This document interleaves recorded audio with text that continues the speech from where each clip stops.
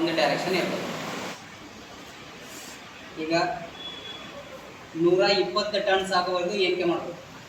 ಏರಿಕೆ ಮಾಡಿದ್ರೆ ಇಲ್ಲಿಗೆ ಒಂದು ಐತಿ.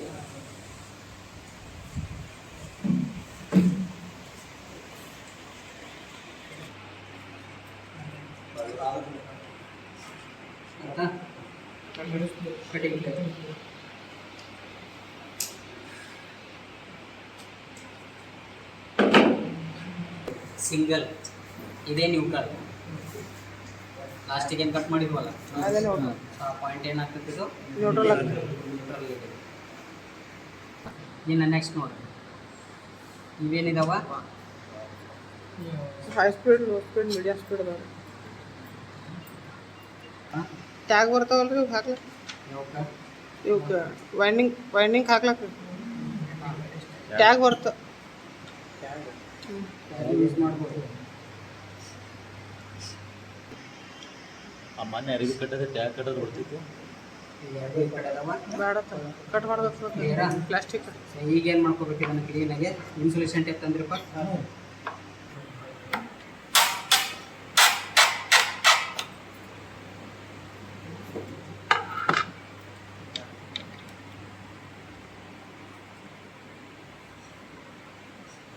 ಇವನ್ನಾಗೆ ಹಂಗೆ ಬಿಚ್ಕೋಬೇಕು.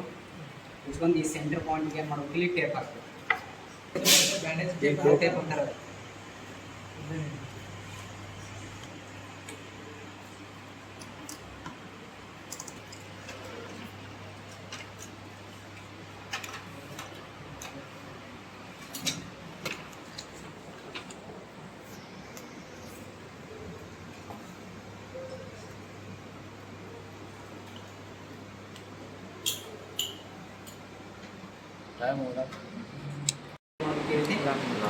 ಲಾಕ್ ಮಾಡ್ಕೊಂಡ್ರೆ ನಿಮ್ಗೆ ಬರ್ಬೇಕು. ಹಂಗ ಸುತ್ತೀರ ಅಂದ್ರೆ ಉಂಬಿರ್ತದೆ, ಪೇಪರ್ ಏನಾಗ್ತದೆ ಉಂಬಿರ್ತದೆ. ಲಾಕ್ ಮಾಡ್ಕೊಂಡ್ರೆ ಏನಾಗ್ತದೆ, ಫುಲ್ ಟೈಟಾಗಿ ಸರೌಂಡಿಂಗ್ ಕೂತ್ಕೊಳ್ಳೋದು.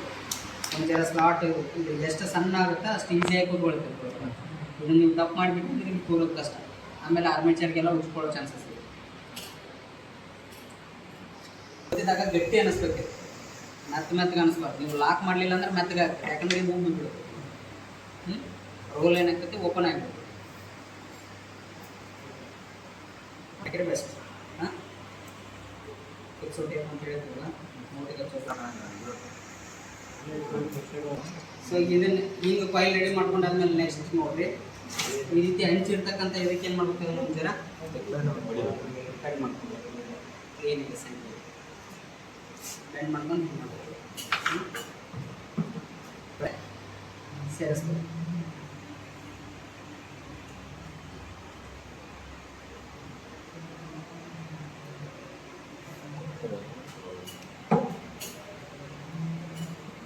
ಆಮೇಲೆ ಏನು ಮಾಡಿ ಕಾಟನ್ ಹಾಕಿ ಜಗ್ಗಿ ಕಟ್ಕೋಬೇಕು. ಅದಕ್ಕಿಂತ ಮೊದಲು ಪೇಪರ್, ಇಲ್ಲಿ ಬಾಡಿ ಟಚ್ ಆಗಬಾರ್ದು. ಪೇಪರ್ ಮೇಲ್ಗಡೆ ಪ್ಲಾಸ್ಟಿಕ್ ಕೊಟ್ಬಿಟ್ಟಿರ್ತಾನೆ, ಅವನ್ನ ಯೂಸ್ ಮಾಡಿದ್ರೆ ತೊಂದರೆ ಇಲ್ಲ.